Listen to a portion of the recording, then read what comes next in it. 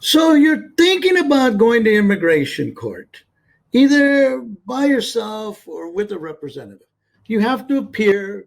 You receive the two-page document called the notice to appear. So you or someone you love has a date with destiny. They have a date in immigration court. And you think about it.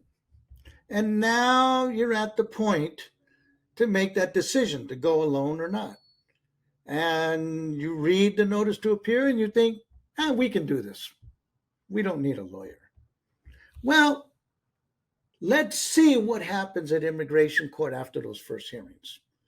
After those first hearings, you will eventually move on if you have a full court hearing and it's not concluded somewhere in the middle, either due to, say, things like a criminal violation or because the government's offered their pleadings. But now you have to go to court and you have to testify and you have to present your case. So, what are the things that will happen in that court? Well, you're going to have to testify. And you should present documents to defend yourself. The government is certainly going to present documents against you. You can bring in witnesses, which you will then be responsible for questioning. The government may bring in witnesses like ICE officers or government agents that have some information on you. And you're going to have to make arguments as to why you should win your case, why the charges that they levied against you in the notice to appear should not be upheld by the judge. So the judge will listen to this testimony, and everything taken will eventually be put into a court transcript should you challenge it at a higher court, which, as we noted in video one, only occurs in 7% of the cases. So, in this pointer number three, video number three, let's go through your testimony.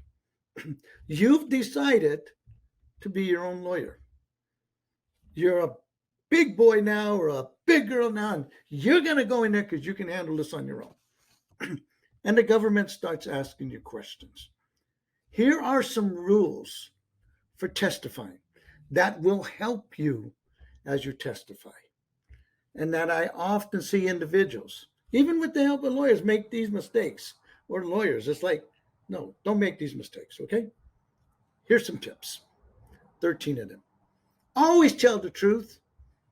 This is an instance where telling the truth, sometimes it's the wording of the truth that can make the difference. And that's where a lawyer can come in handy because most individuals on their own are not going to think of those little nuances, the words they choose that might make the difference how the answer sounds. Never lose your temper. My goodness, I've seen people really blow up. I've read transcripts, cases I didn't handle, and people just go crazy. Understand? No, no, no. The judge is watching you. Okay, now it's okay. You get people get emotional, people will cry. That stuff happens. That's natural. But don't lose your temper and start arguing with the judge or the government attorney. Don't lose your temper. Because the only thing that can happen when you lose your temper is one, you're going to give a bad image of yourself, and two, you're going to lose your focus on how you should be answering. And remember, you should be preparing, so you should be giving good answers. But if you lose your focus, you've got problems. Three, do not fear the government attorney. They might ask you the same question three or four different ways. I've seen cases where, I've thought they've asked the person excessively the same question, but being immigration court, the judges give them a lot of leeway. But you don't have to fear them because they will ask you the same question three or four ways. And sometimes it's because they think you're not telling the truth. And they know that most people really deep inside want to tell the truth.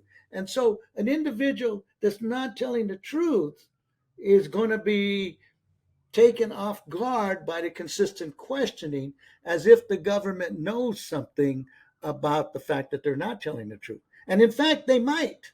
They might have records. And so just letting you dig deeper into a deeper hole. But do not fear the immigration attorney. Work with him. Fourth, be yourself. But don't lose your temper. Be yourself, be natural. You could be witty, but try to get your answers across. Be yourself. If you're naturally, you give long winded answers, I don't really recommend that. I think shorter answers are better, but be yourself. If you get emotional at one point and you feel like crying and it just be yourself, be natural. Fifth, this is critical. Be sure you understand the question. Some people want to speak so soon they don't listen to what the other person's saying. They start blurting before they hear the full question, or they start thinking of something before the question is finished. And so they give information that they don't need to give, or they take the whole discussion in the direction that it shouldn't be taken to, or they may be answering things that they shouldn't answer. Be sure you understand the question. And that leads into point 6. Short answers are good answers.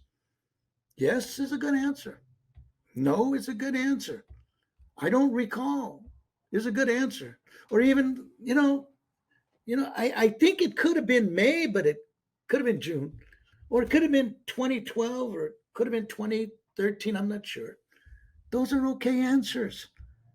If you don't have a precise, exact answer, don't give a precise and exact answer. Tell the judge, I don't recall exactly, but my best guess, my best estimate is do not volunteer information. And by that, I mean sometimes people, and these are for the individuals who want to talk too much and may not listen to the question, that the question is asked and they take it into an area that they don't need to. And oftentimes, this will lead to a whole new sequence of questions that might even present them in a bad light. So don't do that. And number 8, which I've alluded to in an earlier point, don't guess. Don't estimate. You know, estimate if you must, but don't estimate wildly like it's the full answer. Oh, it happened in 2009, and you're not sure. Maybe it was 2006. Maybe it was 2014. Because dates, times, figures could be critical to whether you qualify for relief, for whether you qualify for a green card or not. So be careful. Don't guess wildly. Like I said, tell the judge if your answer is not exact, but don't guess wildly and present it like it's the real answer. That's no good. That is no good. 9, you make a mistake, correct it. Well, Your Honor, a few minutes ago, I said that this happened in June 2008. Now I'm thinking about it. I think, there's some things. I think it was really September 2008. It wasn't June. Correct yourself. And sometimes what will happen is in the application, if you're doing it yourself, or you have someone that doesn't really look through your information carefully and prepare it carefully, they'll have answers on your application.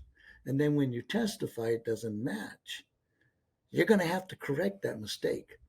But again, don't have any fears. Just answer it and say, I didn't really know. And the judge will say, well, didn't you sign this paper at the beginning of the hearing saying everything was exact? I did, Your Honor, and I must have overlooked that question, or my memory must have it faltered me at that moment. I made a mistake. This is what I believe to be the correct answers. Number 10, of course, is listen to the question carefully. It's not just, as I said earlier, understanding it. Sure, you must understand it, but listen to it. Make sure you listen to the question, because they may be asking something that you weren't expecting, or they may be asking something. And if you don't, again, you should listen carefully, but as you listen to it, make sure you answer the precise question. And we noted that earlier. But if you don't listen to the question, how are you going to answer it correctly? You're not going to be able to. So be careful on that. Don't exaggerate. That's point number 11.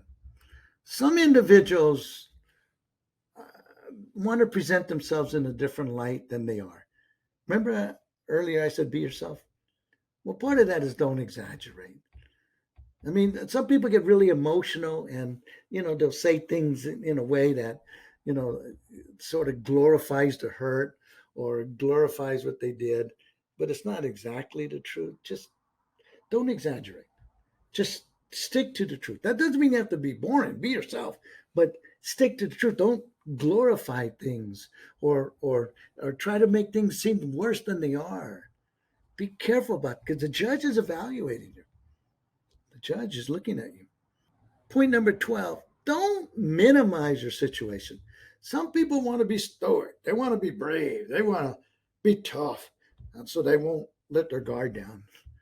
I had a case once where the mother's case depended on showing domestic violence in part at the hands of her former husband. And the children also suffered abuse. And the children were now in their late teens and early 20s, and they said they would testify. Well, one of them got cold feet, and the other two wanted to pretend to be tough. And the questions, their answers to questions that were so revealing to me in my office as we prepared for the hearing, wasn't coming out. I tried, but they were going to be tough. They were going to be stoic. And of course, that impacted the way the judge saw the case. So don't minimize your situation. Don't exaggerate it. Don't minimize it. Do neither. Don't make it too strong. Don't make it too weak. Just put it down the middle. Make it real. And last but not least, don't try to memorize your testimony. Worst thing you can do. A lot of times, individuals helping themselves will try to do that. And it's very hard to really memorize your answers anyway because you don't know what you're going to be asked.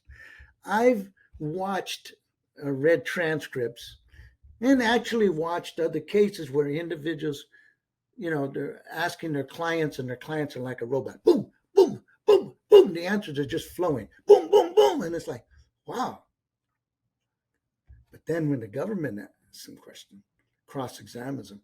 Oh, I don't remember. No. Now, I know some of you may get upset at this, but look at some of those Trump depositions when he's been a defendant, and he does a lot of that. No, I don't remember. Oh, I don't recall. Oh, it must be in the document somewhere. And this is the same person that was just with the answers real quick. So those are 13 rules when you're testifying that you should be careful about. And I understand that's a lot, especially if you're doing your cases on your own. But that's one reason that I shared this with you as the third point in preparing for immigration court. It is something that you have to consider. Can I prepare my case well enough? Can I prepare my testimony well enough? Can I get ready to put my best foot forward without a lawyer? In the fourth pointer, in the next video, we're going to discuss the role of a lawyer at immigration court. And at the end of that video, you will be able to ask yourself very honestly, can I do this alone? And if you can't do it alone, then you should seriously consider getting professional assistance. Take care. Bye. Thanks for watching. Know someone who might be interested in this video? Then please take a moment to like and share it with them. Also, if you would like more videos on immigration, just click on the subscribe button. And here's a little bonus, a short guide that you can download for free by clicking on the link on the description box or the square-shaped image.